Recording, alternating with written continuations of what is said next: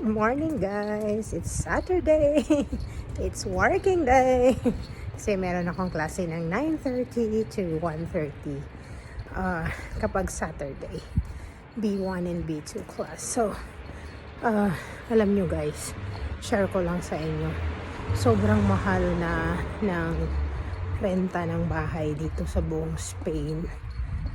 Tapos, parang pakiramdam ko, alam nyo, naisip ko, ang pinaka-best na trabaho na pasukan para makaipon ay sa bahay.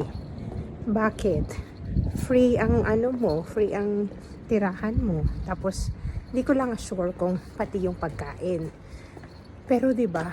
Kasi kung magre-renta ka, electricity, tubig, kuryente, lahat sobrang mahal, guys.